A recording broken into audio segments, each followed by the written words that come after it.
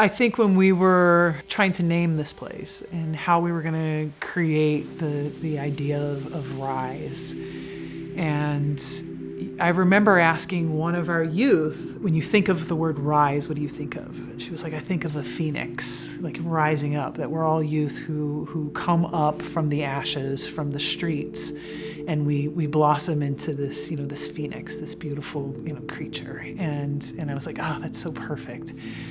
And it's just kind of that same concept, it's intentional on our handprint wall, the Maya Angelou quote that talks about like, you can be down in some of the darkest places and you could have, all the world thrown at you. And yet our young people still, they rise.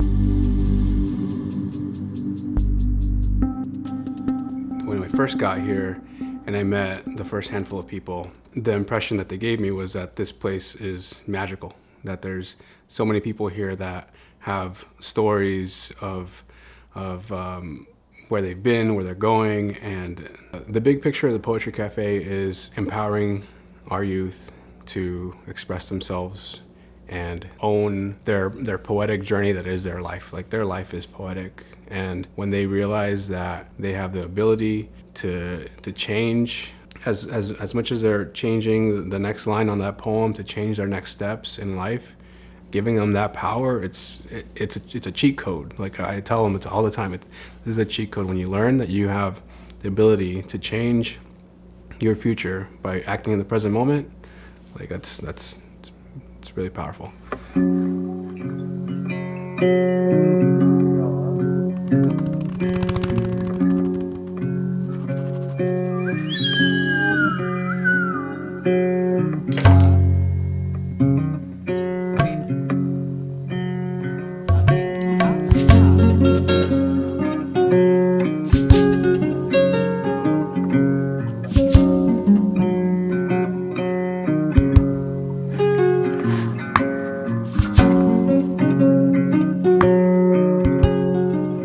Hi, I'm Jack. Here's my poem. It's called Elusive.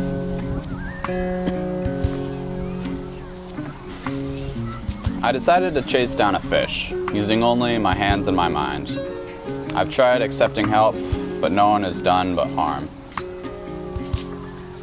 I've stopped expecting anyone to know how to get where the fish are, and it's a difficult fish that slips from your grasp like air. Every time it's in my hand, it disappears. I've chased it across the world, but everywhere I've gone, everything I've done, it's always been 3 steps ahead.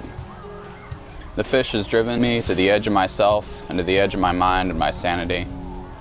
There is one who could help, but I did not trust. I've been failed too often for that.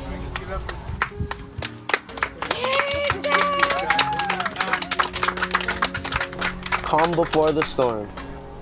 Don't you get it? Chill for now. Forever indebted. I live it, I made it from nothing, I said it. I say it, I meant it, I'm balling like tennis. Keep it all tinted, they don't deserve my attention. Keep it on hush hush, never needed a mention. Everybody has their own perspective on like how to get through and what homelessness is, and what poetry opens up for me is like an amusement park, like, just not being where you're at this present moment, and just doing that, just escaping reality itself is just, you're not homeless, you're actually like doing something bigger than life. It's confusing at first, I was lost, but at the same time this is the first time I was by myself, I'm getting my stuff done alone. So I was like, when I came here, I was like, it's scary, but it's gonna get less scary the more you meet people and the more you get stuff done. I was very like kind of shy. I was kind of like, you know, I felt like people were gonna judge me about the things that I say, and I was just very, you know, like in my shell, like, you know. So when I read these things out loud, I was kind of like nervous. I was kind of feeling a little bit embarrassed. I didn't know how to, like, you know, just stand tall with my pride and speak it out. But with the help of, you know, sharing my poem and being, you know, like, you know, speaking to everyone, I actually found strength in myself to, you know, heal over these words that hurt me. Help, get out. Not my daughter, not your family. Leave, not your son. Let go, move on. Not worth it, call the police. Just try. You made me. He wasn't for you. Roses are red, violets are blue. If I did the same to you, would you handle the fakeness too? Just take care of yourself. All pity for me, no light on me, no key, no go. Smiling is no, cruising is no. Just read it, give up. Not for you, be quiet, I didn't care. I'm not gonna live forever, don't cry to me. Wait, what do you wanna do? Cause I have to. Thank you. Yay. Thank you. Thank you. A lot of my memories of the first Poetry Cafe sessions would be clouded by this gloomy, dark, heavy feeling. You know, just being homeless, being discarded from the people you'd love, being rejected by the people you thought you could depend on. And had even, like, you know, went out of your way to make sure those people could depend on you. And then being rejected in the end, being left with nowhere to go.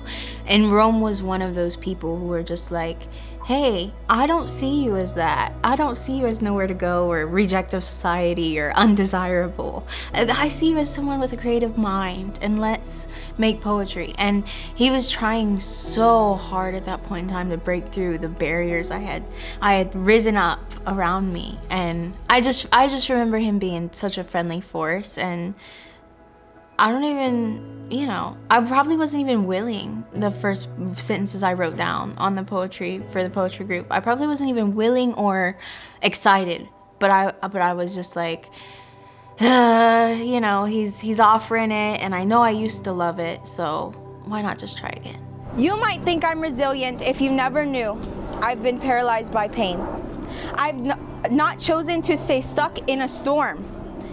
I've simply gotten caught in it. Never to be sunbathed again. I've experienced cruelties for so long. If the sun did come, I might think it was only there to sunburn me.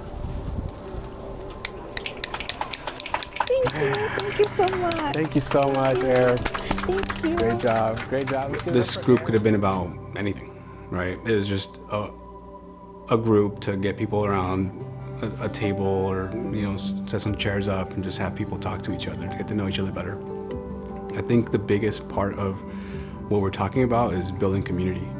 By building intentional community here, whether it's poetry or the music or any of the other groups that we do, we can help them rise to the opportunity and understand that they have tremendous potential. Approximately 150 young people come through the doors of our emergency shelter. We see another, 200 young people a year who are sleeping unsheltered on our beaches and our parks. And with many of the negative statistics that often lead to homelessness, we see a high percentage of Native Hawaiian Pacific Island youth that are unsheltered, that are experiencing the justice system, that are struggling with substance use, and that are just basically, not able yet to be able to afford to live here in Hawaii without support. So if you're a young person and you're coming from generational homelessness, or generational system involvement, it's really, really difficult to get ahead without the right supports. And so our goal really is to help those youth come in and just stop the cycle. How do we put our youth onto a pathway to be able to heal?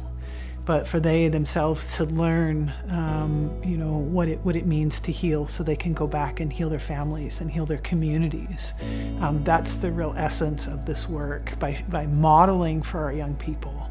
This is what it looks like to be a good member of our community. This is what rolling up your sleeves looks like, and how community can support you and you can support community.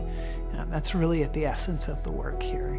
I started off of nothing, and I mean, like, I started off to where it was, you know, rough, but once I came into RYSE and I actually started putting my life together, I'm like, you know, this is life, you know what I mean? This is where you need to be, and this is where I am, this is where I want to be. So when I was in here, I was just thinking of, like, every time they would tell me, this is like another chance. And to me, I took that chance too far.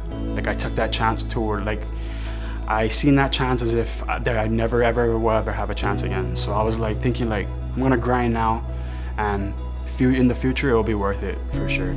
I'm just trying to figure out what I want to do in life. So if it is pursuing school, pursuing writing, education, I'm excited for what the future has in store for me.